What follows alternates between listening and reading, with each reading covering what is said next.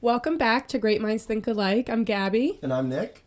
And as you can see, there are a lot of changes here to our setup. We have some upgrades to the studio. Yeah, so we have spent some time and money into upgrading everything. So we got new cameras, new stands, a new setup, new furniture. We are refreshed and ready to continue giving you guys great content on this. And, you know, with all the upgrades we gave into it, we're taking this a little bit more seriously now. So, you know, we've invested in increments. The chairs are so much easier to have a conversation rather than our previous setup, which was a couch. Yeah. So, you know, we're learning as we go. We really are. So there's been changes with the podcast, and there's also been changes in our lives. Gab, do you want to jump onto that? Okay. So I am doing real estate and podcasting full time. I am no longer with corporate America, and it's funny because she made the leap. Yes. I took the leap. I'm betting on myself, and it feels so good already. I'm so thankful to just be able to do what I love. Yeah, so, you know, it's funny because you spent a lot of time working in New York in corporate, and you decided that that wasn't for you and that you needed to go to real estate full time. And I think one thing that helped you really decide that you weren't going to pursue recruiting anymore was the fact that doing real estate part-time wasn't working. When you do real estate part-time or anything part-time, you're going to get part-time results. Exactly. So that's what I was seeing. And I wasn't able to put my all into it. Like, I had an hour and a half commute into the city, and I was editing on the train, and I just kind of felt all over the place, and I really wasn't able to put my full focus onto what I loved, and which was this. So, you know what? Everything happens for a reason, and I'm really grateful to be sitting here and, like you said, giving you guys some more good content. Funny, I think it's going to transition into our business segment, but essentially you could say that you failed at doing real estate part-time while trying to juggle a job, and learn that in order to be successful, you had to go full-time, right? And that brings us into our business segments, which is the importance of failure. Failure is a good thing. I want you to love failure, right? It's the most important part of business, because if you don't fail, you can't succeed. Yeah, you can't skip the hard part. And if you did, you wouldn't enjoy your successes as much. Yeah, and you learn more from failure than you do from anything else. So I went, most of us, we went through high school. I went through college. I've taken tests. I've taken mortgage exams and courses, and there has been nothing that taught me more than failure. They say that you learn from experience. Well, what they really mean from that is when you go through experiences, you fail, and that's what helps you learn. So that is what we really want to hone in on in this episode, is that you can't be afraid to fail. Failure is what makes your successes good. So we failed with this podcast at first. Like, we thought we were going to do UGC, and if anyone knows what that is. So what you're saying is this podcast wasn't the original idea. No, it wasn't. And we wanted to, again, like we said it in the first episode, we wanted to put out content at first. We didn't know what exactly that looked like, and it took a couple failures to get here. And even from the moment that we decided we wanted to do a podcast, it was October 2023, and fast forward one whole year later, we didn't launch until October 2024. Mm-hmm. We pre-recorded episodes so we could do it in a sustainable way, but, it didn't happen overnight. And, it's something that we kind of, it took a while to get there, but I'm happy it happened in God's timing, and I'm grateful to be sitting where we are today. We knew that we needed to share some ideas, and we wanted a social media side hustle per se, but we failed 100 things before realizing it was the podcast. And like you said, when we first made the podcast, it took a full year to launch. And that was because we had technology issues, recording issues. We just spent 2 hours the other night trying to figure out how to make the microphones work with all the new technology, right? And I'm sure... And our camera died. So we're like mid-flow, and our camera died. Yep. So there's always going to be growing pains. It's just so important that you don't give up, because there are so many times that I was sitting here before we launched, I was like, are we really going to do this? I know. We had our doubts because we struggle putting it together. I mean, even up until this week, talking about all the failures that we mentioned in the first few episodes trying to get this podcast together. We even failed this week. It took us so long to get the mics to work, and then we recorded a beautiful episode, right? We had great ideas, and then we hear a click on the camera. It died while we were recording. I checked my phone, which is another camera angle, and I was out of storage, and it didn't record at all. So we are failing consistently, but those failures are what making this podcast better and what making us better. Yeah, so like we said, it's not picture perfect at first, and another thing is you stop comparing yourself to other people because, I mean, we're still very new into this podcast. We're only going to continue to grow, but you can't compare your chapter 2 to someone's chapter 20 or 200. Like, I'm sitting here comparing our curtains to Joe Rogan's. Who, like, yes, he's on episode 2000. That's ridiculous. Yeah. Like, I can't compare ourselves to Joe Rogan. Are you kidding? You got to start somewhere, and that brings me to one of my favorite sayings. I see this. I didn't make this up. I see it online. It's when you see me succeed in something, just know I failed 100 times more than you tried. And I love that line because it's so true. Every success you see, there's so many failures behind it. And the people that are sitting home making fun of you and talking bad about it or saying, oh, look at this success. Just know that that person that has success failed way more than you even tried. So really what we're saying is don't be afraid to try your new thing and don't be afraid to fail because you will fail when you try. Don't get discouraged. Keep pushing through. And, failure also helps you appreciate the wins. If it wasn't for the rainy days, a sunny day would just be a day. You don't know how good the success feels. You won't be able to appreciate the success unless you've had those failures and you're like, oh, we finally did it. Yeah. So with all that being said, we failed a bit to get here, and I'm sure we're going to continue failing, but just know we're failing upwards. Yep, and that's what you guys should do too.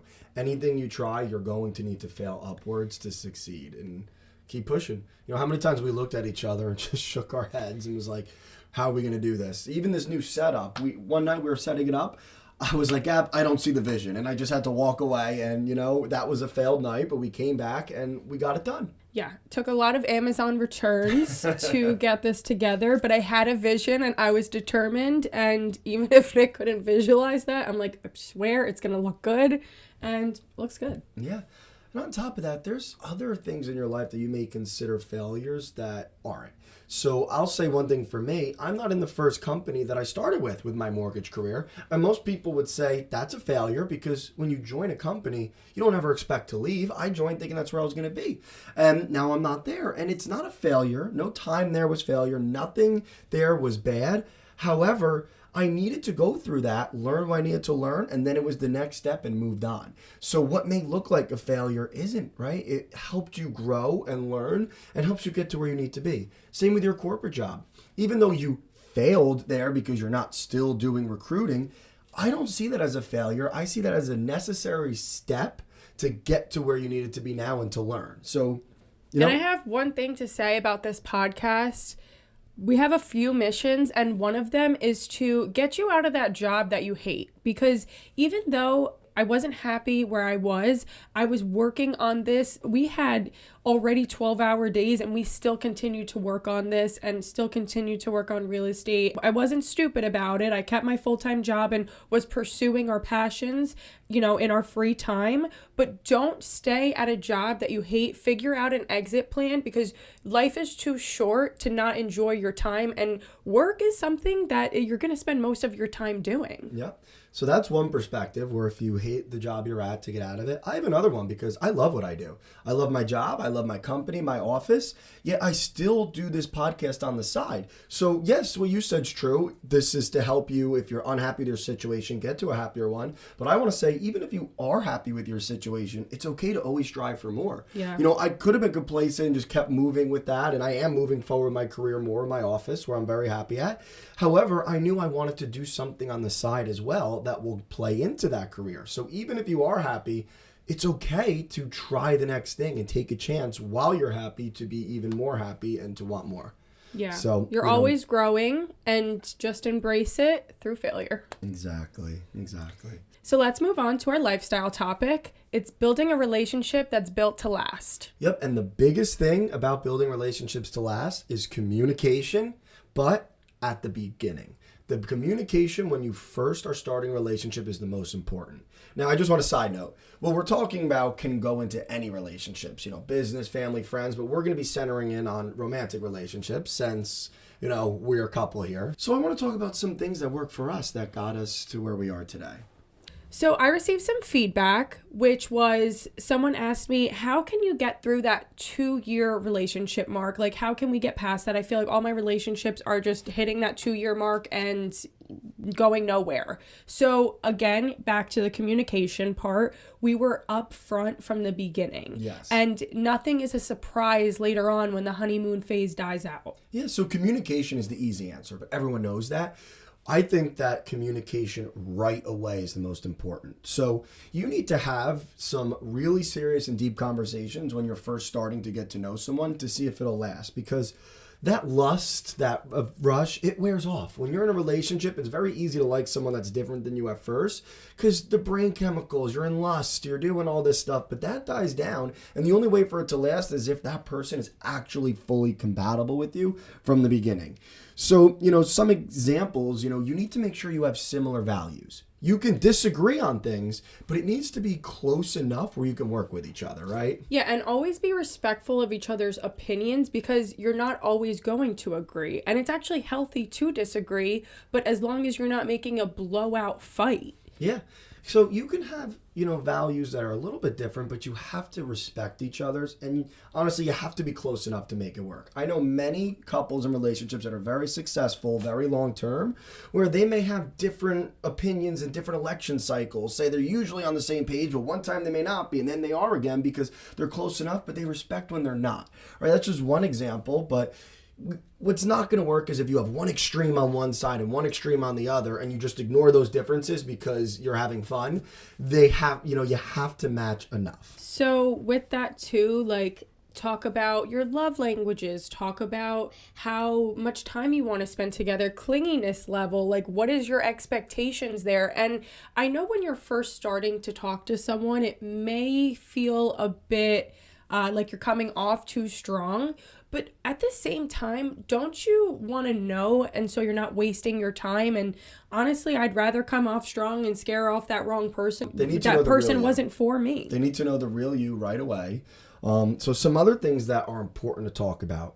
Your work routine. How much time do you spend hustling versus hanging out, right? Your gym routine. Yep, your gym routine. Because if you have one person that loves fitness and one that doesn't, it can work. But only if they respect each other. The one that's working out can't look down on the other for not, if it's not their thing. And the one who isn't can't get frustrated the one who does, because if you like working out, there's going to be times after work where you're going to the gym instead of going home to your partner, and they need to understand that. Or there's going to be mornings where the partner may want to sleep in and you may want to wake up and go to the gym. They need to understand that. So you need to have at least an understanding with workout routines, with gym, with diet. What foods are you going to be cooking in the house? These are big things, Avoid gray area. Don't lie. Lying doesn't help anybody. Don't say you're a homebody when you love to go out and you go out multiple times a week. Going out needs to be discussed.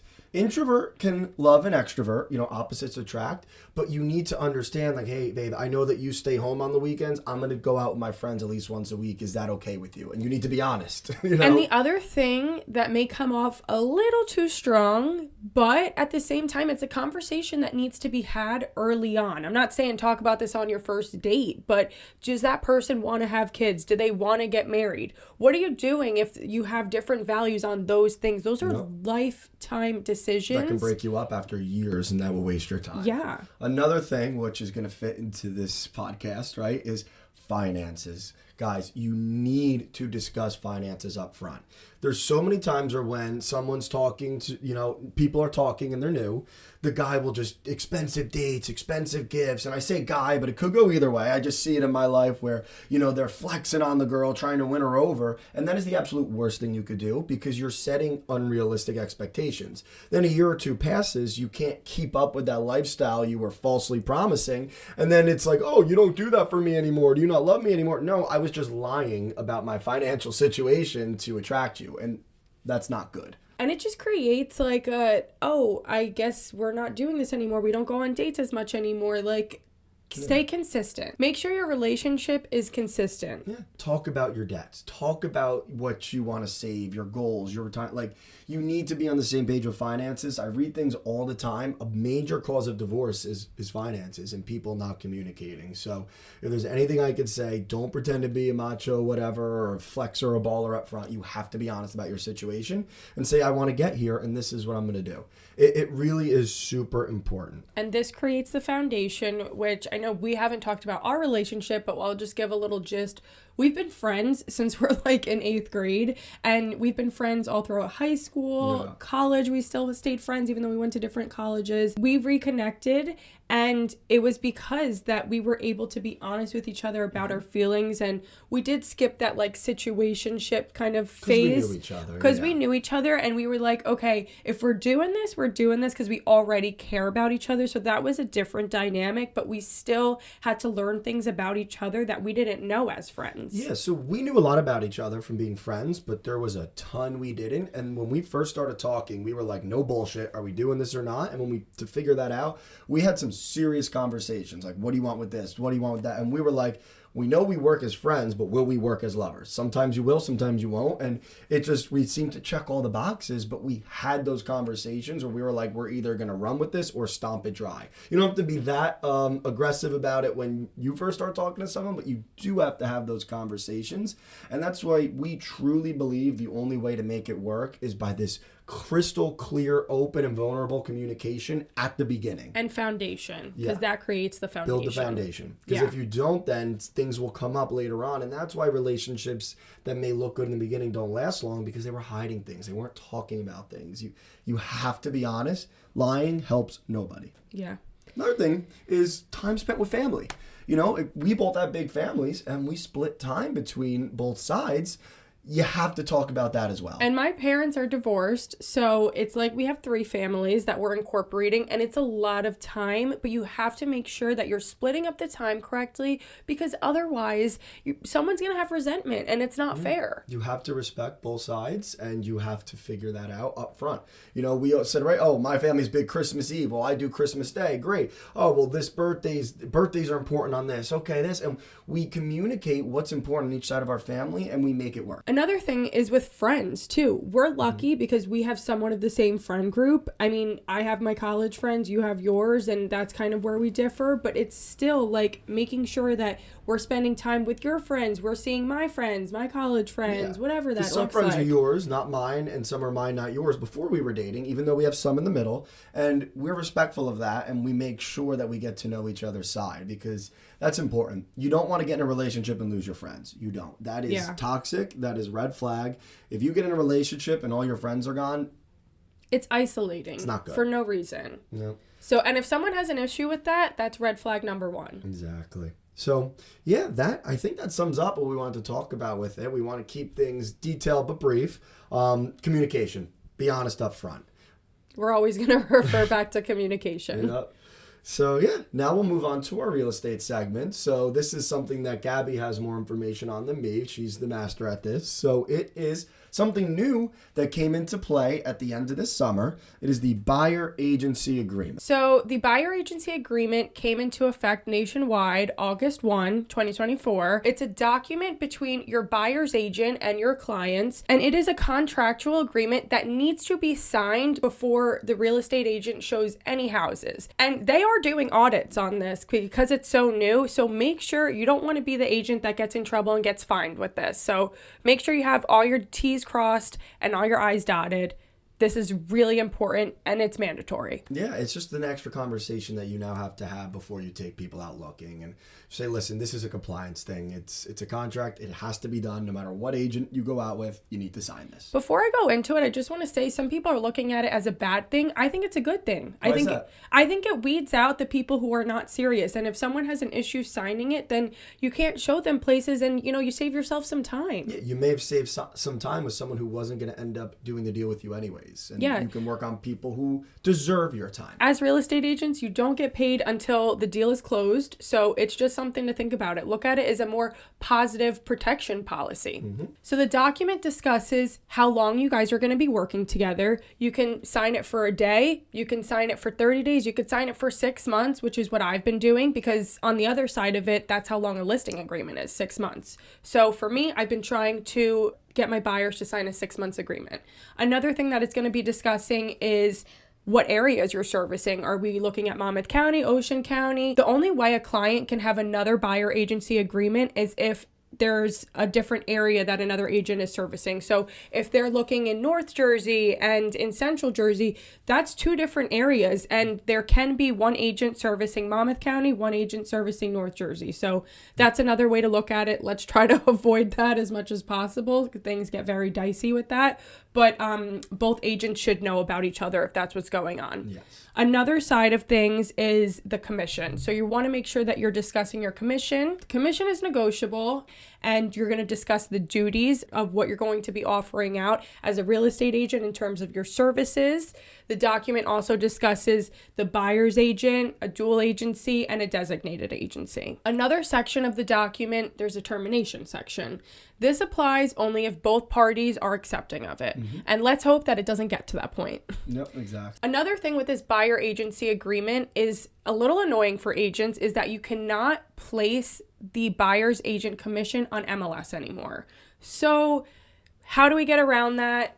Some listing agents, they can email the buyer's agent commission. They can verbally say it over the phone. I've seen some listing agents put it on their for sale sign, how much they're offering out. That's all legal. That's all compliant. My brokerage also has a Facebook group chat. So if they're putting their listing in the group chat, they're writing offering out 2% buyer's agency commission.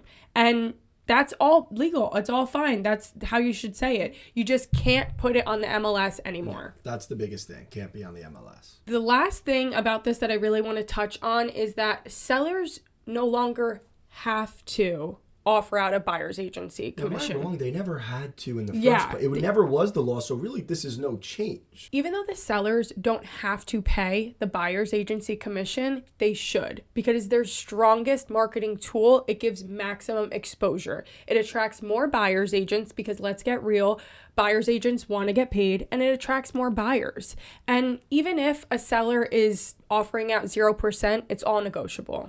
Yes, so I want to talk about it on the perspective from the mortgage end. So you mentioned that if you pay the buyer's commissions, that it can bring a larger pool of people putting bids on the house. More people bidding on a house means you can get a higher price for it. So I deal with the buyers only. And when I have a buyer, I pre-approve them, I take a look at their financial situation, and I'll say a lot of buyers have just enough money to put down on the house, and then they need to save a little left over for moving costs and everything else. And if they had to pay the extra money for their agent's commissions, they no longer qualify for the house. They no longer have enough funds to close. So by not offering the buyer's commission, which is the norm, you're taking away a bunch of other potential buyers who may have been the ones putting the best offers in on the house, right? So that's how it can really help, because say a buyer has, 10% down, they may now have to put 5% down to pay the commission, and then they can't cover the appraisal gap. There's just, if it under appraises, there's so many issues that can come by causing that much more money to come from the buyers. And I will say that it could almost double their closing costs if it's all on them, the buyers now, right? So it completely changes the game on who can afford your home. And if less people can afford your home, less people are bidding high on that house. So by not paying the commissions, you may think you're saving money, but you can actually be losing money in the long term because you're getting less money for your house than when you could have. Exactly. So that's another option, is doing a seller's concession and financing it. Yeah, so you bring that up. That is one way. If you find a house that you absolutely love and you don't have the money to pay your agent's commission up front, you just don't have it. We're stretching out your funds. You're right there. One way that you can finance your buyer's agent commission is through a seller's concession. So here's how it could work. Let's say you come to an agreement at the house at a certain price. We'll say $400,000. The sellers are happy with it, you're happy with it, but they're not budging to pay your agent's commission. Let's say that it's 2% commission there. and you don't have that extra money to pay. One thing you could do is then offer 2% more than that purchase price that you agreed on and ask for that 2% back as a seller's concession. You can then take that seller's concession and use it to pay your buyer's commission. So in simpler terms, what this does is the seller nets the same amount. They're getting that same 400. You're just offering more and they're giving it to you back. And now you're getting that money to pay your buyer's commission, but you're technically financing it because your mortgage is going to be slightly higher. And I'm talking very, very small amount higher due to the added amount. So you're financing your buyer's commission into the monthly payment instead of paying it out of pocket. It may sound a little difficult to understand. If you want to learn more about this, please reach out to me and I can break it down in different scenarios. But it's just saying if you absolutely love the house and they absolutely won't pay the commission and you don't have the money to pay out of pocket, there is other options for you. So I think that about wraps it up for today's episode. We're really excited about the new setup in the studio here. I think it looks good. Hopefully you guys do too. A little more professional. Yeah. And we'll just give a summary of today's episode. Failure is a huge part of your successes. And the importance of failure, just don't let it stop you. You must fail to succeed. Yeah. And then with the lifestyle segment, building relationships to last long term, it all starts with communication at the beginning. Building that foundation in the beginning is so important and so underrated. And the buyer's agency agreement for our real estate segment, it's a new document. You have to get it signed. It's nationwide. So we got to get used to the new ways of working. Yep. If you want to learn more about that or, bounce opinions or ideas back and forth on it, reach out to one of us. We love talking about it. We love learning new ideas. So yeah, just open communication is the only way to learn. Yeah. Thank you guys so much. Have a great rest of your day. We'll see you guys next week. See you next week. Bye, guys.